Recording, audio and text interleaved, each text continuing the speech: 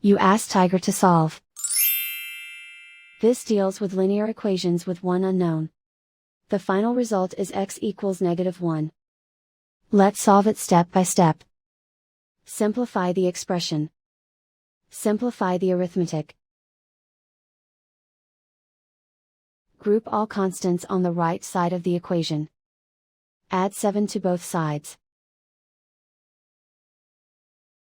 Simplify the arithmetic.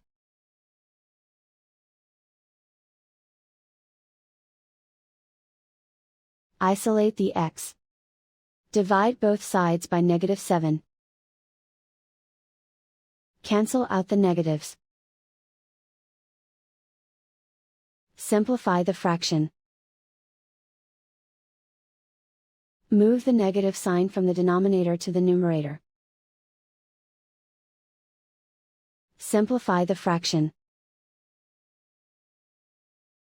And so the final result is x equals -1.